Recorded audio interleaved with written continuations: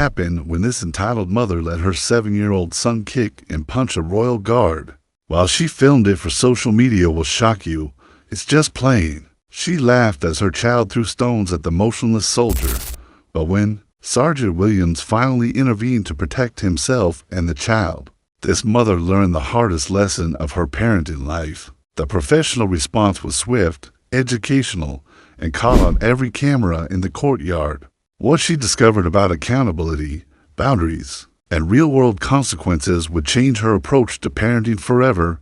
Now, before we show you what happened when entitled parenting met professional military standards, make sure you're subscribed and drop a comment telling us about the worst unsupervised child behavior you've witnessed. Now, let's get into it. Horse Guards Parade on a bustling Saturday afternoon in July was experiencing the kind of family-friendly chaos that made summer tourism both delightful and challenging for anyone responsible for maintaining order and dignity in London's most visited ceremonial locations. The historic courtyard was filled with families from around the world, children pointing excitedly at the mounted guards, while parents captured memories that would last lifetimes. The ancient cobblestones echoed with conversations in dozens of languages, as tourists marveled at the pageantry that had remained essentially unchanged for centuries, creating a living connection between contemporary visitors and the military, traditions that had shaped British history. Most families approached the ceremonial duties with appropriate reverence, understanding that they were witnessing living history and treating the military personnel with the respect their service deserved. Parents held children's hands while explaining the significance of the uniforms and ceremonies.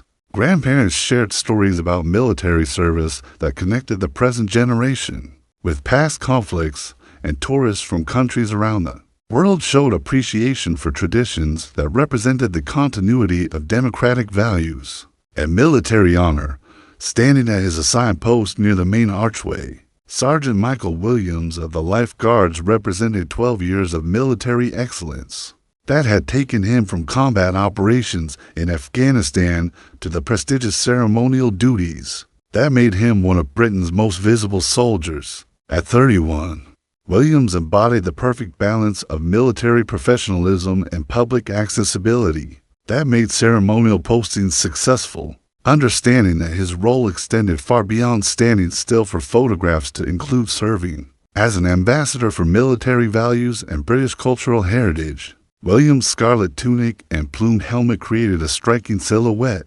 against the historic backdrop of surmise. But beneath the ceremonial appearance was a soldier whose training encompassed far more than parade ground drill and tourist management.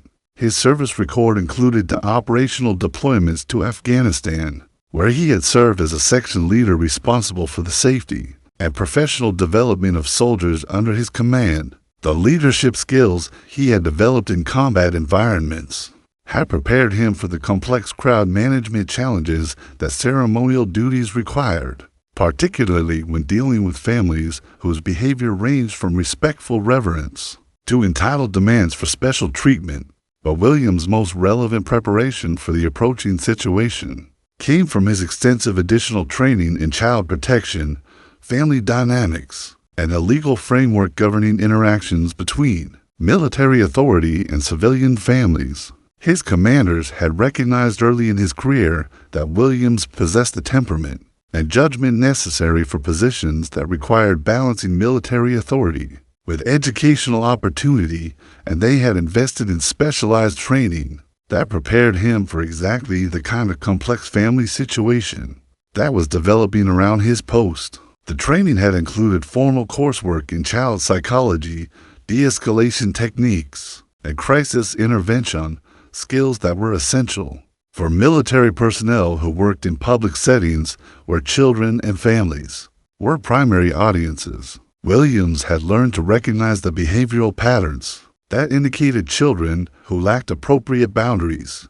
parents who failed to provide adequate supervision, and family dynamics that created potential safety hazards for both military personnel and civilians. Approaching Williams' position with her phone already recording was Amanda Morrison, a 34-year-old lifestyle blogger from Surrey. who had built her online presence around what she called authentic parenting and child-led exploration. Morrison's social media channels promoted a parenting philosophy that rejected traditional authority structures in favor of allowing children complete freedom to discover their own boundaries naturally without what she described as oppressive adult intervention.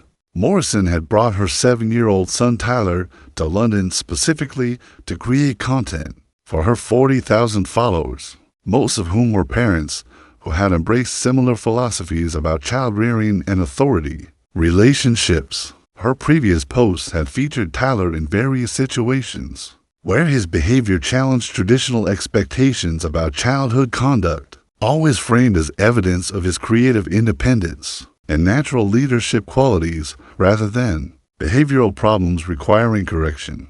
Morrison's approach to parenting had produced a child who had never encountered meaningful consequences for inappropriate behavior, had never learned to respect authority figures, and had never been taught that other people's rights and boundaries mattered more than his immediate desires. Tyler's educational history included expulsion from the schools for aggressive behavior toward teachers and classmates, incidents that Morrison had publicly documented as evidence of institutional bias against strong-willed children rather than recognizing them as indicators of serious behavioral problems. Tyler Morrison presented as a physically robust child, whose size and energy made his aggressive tendencies particularly concerning in social settings. At 7 years old, he was already showing the behavioral patterns of a child who had learned that adult authority was negotiable and that persistence in inappropriate behavior would eventually be rewarded with parental support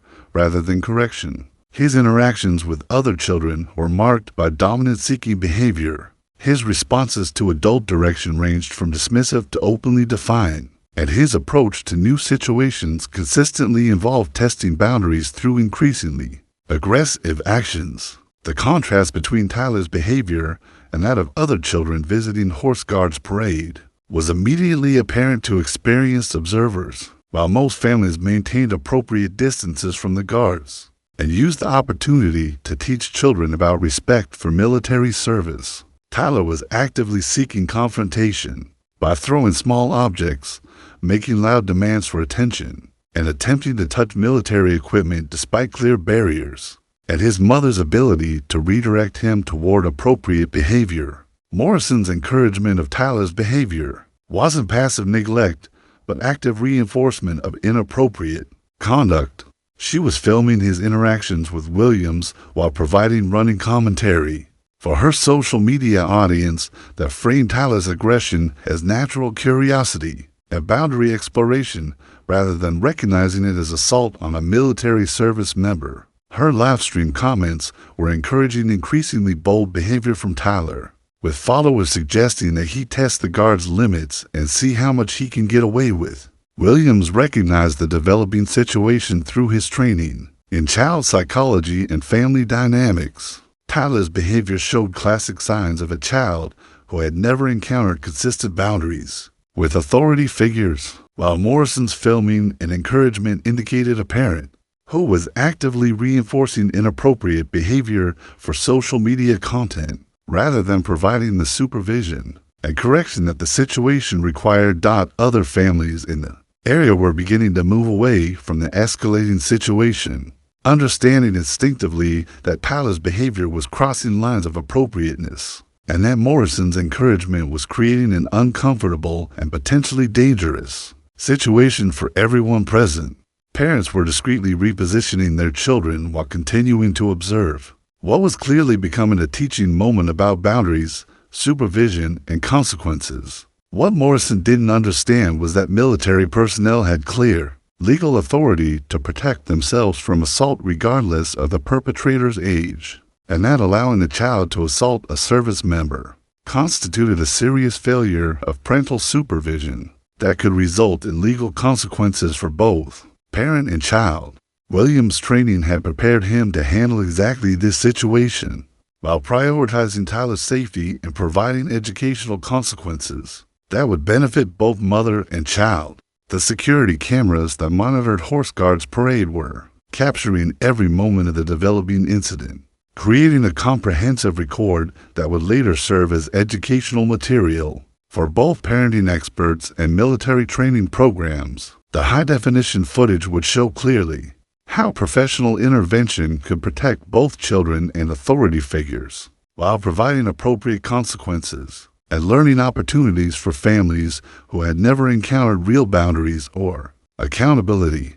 But here's what Amanda Morrison didn't know about Sergeant Michael Williams and the extensive training that had prepared him for exactly this situation, involving aggressive children and inadequate parental supervision. Williams wasn't just a ceremonial guard who looked impressive in uniform.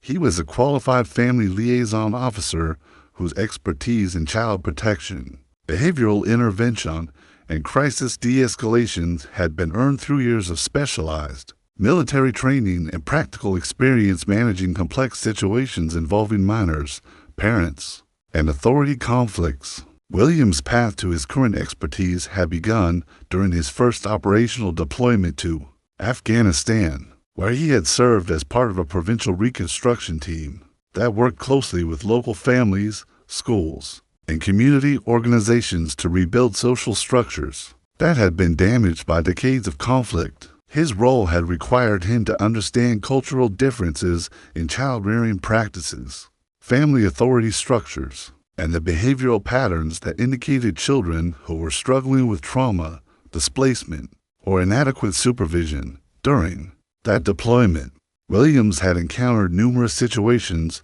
where children's behavior posed safety risks to both military personnel and civilian populations, requiring interventions that balance military security needs with child welfare and family preservation. He had learned to recognize the difference between children who were responding to trauma and those who had never learned appropriate boundaries, and had developed techniques for providing structure and consequences that promoted safety while respecting family dynamics and cultural differences. Upon returning from deployment, Williams had volunteered for additional training in child protection and family crisis intervention, understanding that military personnel increasingly worked in environments where civilian families were present and where traditional military authority had to be balanced with child safety and family rights. His education had included formal coursework in child development, behavioral psychology, and the legal framework governing interactions between military authority and civilian families. The training had been comprehensive and demanding, covering everything from recognizing signs of child abuse and neglect to understanding the developmental needs of children at different ages, and the parenting techniques that promoted healthy boundary setting and authority relationships. Williams had learned that children like Tyler, who had never encountered consistent consequences for aggressive behavior, were actually at high risk for future problems with legal systems, educational institutions, and employers who would have far less patience and fewer resources for behavioral intervention. Williams had also completed specialized training in crisis de-escalation and conflict resolution, skills that were essential when dealing with parents who had unrealistic expectations about their children's behavior or who actively resisted appropriate boundary setting. He had learned to communicate with parents in ways that promoted cooperation rather than defensiveness, and had developed techniques for providing educational consequences that helped both parents and children learn appropriate social boundaries. During his second deployment, Williams had served as a liaison to international aid organizations that worked with displaced families and communities where traditional authority structures had been disrupted by conflict. He had seen firsthand how children responded to environments where boundaries were inconsistent or absent, and had learned to identify the behavioral patterns that indicated children who needed immediate structure and consequences to prevent more serious problems from developing. The experience had taught Williams that children like Tyler weren't inherently problematic, but were responding predictably to parenting approaches that failed to provide necessary structure, boundaries, and consequences. He understood that Tyler's aggressive behavior toward authority figures was a learned response that could be modified through consistent, appropriate intervention, and that Morrison's encouragement of inappropriate behavior was actually harmful to Tyler's long-term development and social integration. Williams had also served as a military representative to civilian child protective services, working with families where military parents were struggling with discipline, boundary setting, and behavioral management. His role had involved assessments of family dynamics, recommendations for intervention services, and coordination between military support systems and civilian family services. The experience had given him deep understanding of the legal framework that protected children while holding parents accountable for supervision and boundary setting.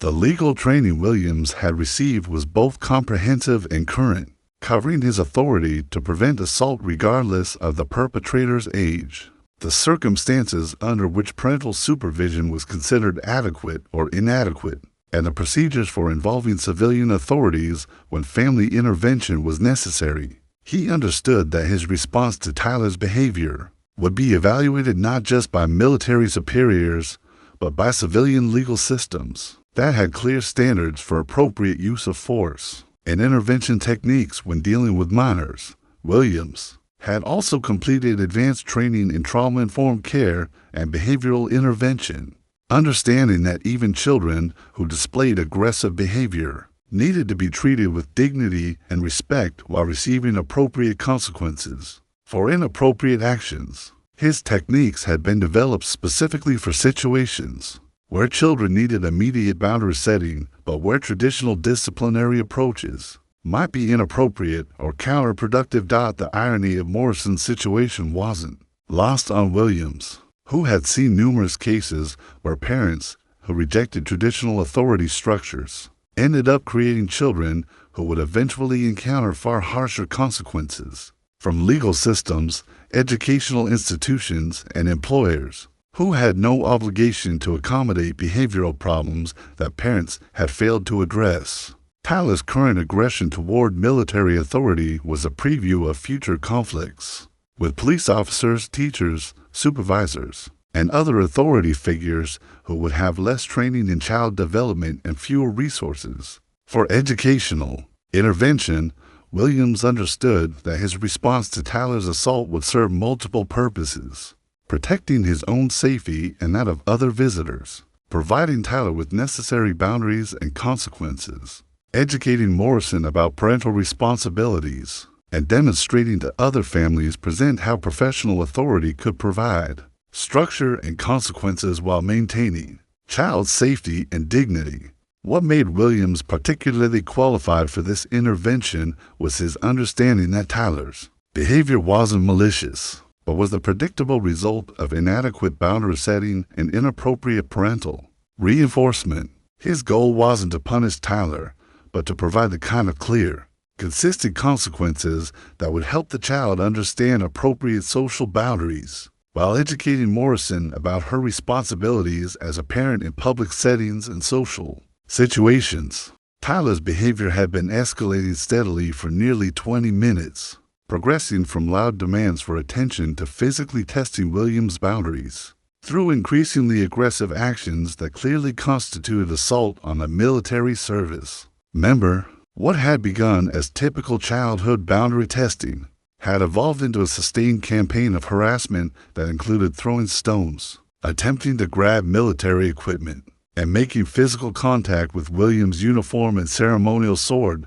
Morrison's role in encouraging and documenting Tyler's behavior had transformed what might have been a brief moment of childhood misbehavior into a deliberate assault orchestrated for social media content. Her live-stream commentary provided a running narrative that framed Tyler's aggression as creative exploration and natural leadership, while her followers encouraged increasingly bold behavior through comments that treated assault on military personnel as entertainment rather than criminal activity.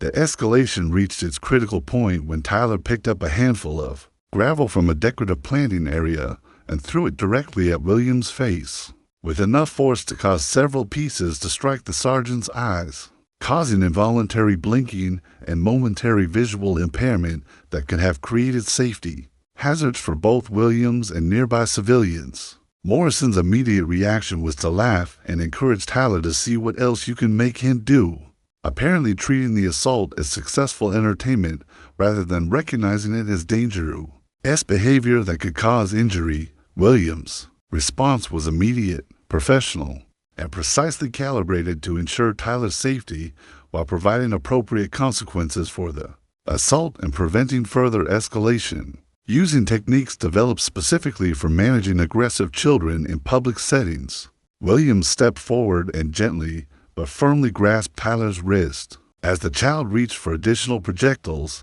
preventing further assault while avoiding any action that could cause physical harm or emotional trauma to the child. "Son, that behavior stops right now," Williams said in the calm, authoritative voice that his training had taught him was most effective with children who had never encountered consistent boundaries.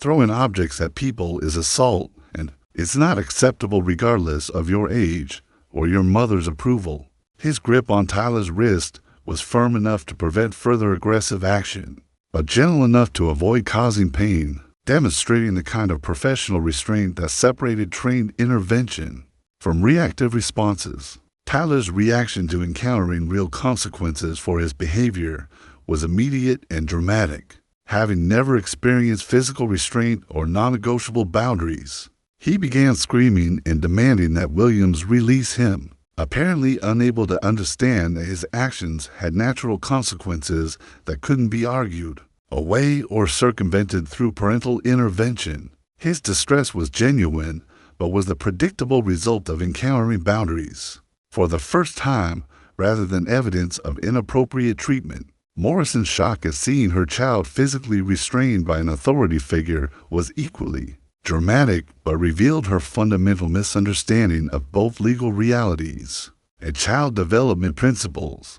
"Let go of him," she screamed while continuing to film the intervention. "He's just playing. He's only 7 years old. You have no right to touch my child." Her response demonstrated complete ignorance of both Williams' legal authority to prevent assault and the educational value of appropriate consequences for inappropriate behavior. Williams maintained his calm professional demeanor while addressing Morrison's concerns and providing education about the legal and practical realities of the situation. "Ma'am, your son has been assaulting a military service member for 20 minutes while you filmed and encouraged the behavior. I have both the legal right and professional obligation to prevent assault and protect both your child and myself from injury. This intervention is designed to keep everyone safe while providing appropriate consequences for inappropriate behavior." The crowd that had gathered around the incident included numerous families who were observing a master class in professional child management and appropriate boundary setting. Williams' handling of Tyler demonstrated exactly the kind of firm but gentle authority that helped children develop self-control and respect for social boundaries, while his communication with Morrison provided education about parental responsibilities and the importance of supervision in public settings. Tyler's continued resistance to the restraint provided Williams with an opportunity to demonstrate de-escalation techniques that were both educational and therapeutic. "Tyler, I'm going to release your hand as soon as you can show me that you understand throwing things at people is not acceptable. You have a choice right now. You can choose to behave appropriately, or you can choose to continue having consequences for inappropriate behavior. What would you like to choose?" The offer of choice within appropriate boundaries was exactly the kind of intervention that Tyler's development had been lacking, providing him with agency while maintaining necessary structure and consequences. Williams' approach acknowledged Tyler's autonomy, while teaching him that freedom came with responsibility and that his choices had predictable results that couldn't be negotiated away through parental advocacy. Morrison's attempts to physically intervene were professionally redirected by Williams, who positioned himself to protect Tyler while preventing Morrison from escalating the situation into a more complex confrontation involving multiple adults. "Ma'am, I understand this is upsetting, but your son's safety is my primary concern right now. He needs to learn that throwing objects at people has consequences, and those consequences apply regardless of his age or your approval of his behavior. Metropolitan police officers arrive on the scene within minutes, having been summoned by other tourists who recognized that the situation required official intervention and documentation. The responding officers were experienced in family dynamics and child protection issues, immediately understanding the legal framework that governed Tyler's assault on military personnel and Morrison's failure to provide adequate supervision. Ma'am, you need to understand that allowing the child to assault anyone, including military personnel, constitutes failure to supervise and can result in criminal charges against you. A protective placement for the child pending investigation, the lead constable explained to Morrison, whose understanding of parental rights had apparently never included education about parental responsibilities and legal obligations. The educational intervention continued as Williams knelt down to Tyler's eye level, providing the kind of direct, honest communication that the child had apparently never received about boundaries, consequences, and respect for authority. Tyler, when you throw things at people, it hurts them and makes everyone less safe. People who wear uniforms like mine are here to protect everyone, including you and your mom. And we can't do our jobs properly if people are attacking us. Do you understand why that behavior has to stop? Tyler's confusion about encountering real consequences was evident in his response, but Williams' patient explanation and consistent boundaries provided exactly the kind of structure that the child's development had been lacking. The intervention concluded with Tyler apologizing for his behavior and promising to treat military personnel with respect, while Morrison received comprehensive education about supervision responsibilities, legal obligations, and the importance of teaching children appropriate social boundaries. The lasting impact of the professional intervention extended far beyond Tyler and Morrison, providing educational value for every family that witnessed appropriate boundary setting, consistent consequences, and the kind of patient but firm authority that helps children develop into respectful, socially integrated adults who understand that their actions affect other people, and that respect for authority isn't optional, but essential for successful participation in society. Should parents be held accountable when they allow children to assault others? Think there's a difference between letting kids explore and letting them attack people? Drop your thoughts in the comments. We read every single one, and these conversations matter more than you know. If this story reminded you that good parenting includes teaching respect and boundaries, hit that like button, subscribe, and ring the notification bell so you never miss the next one. Share this with someone who understands that raising respectful children benefits everyone. More stories about accountability and learning from consequences are waiting right here on your screen. Click one now, and I'll see you tomorrow with another reminder that parenting is about preparing children for a world with boundaries, not creating a world without them. Until then, remember, the best gift you can give a child is teaching them that respect isn't optional.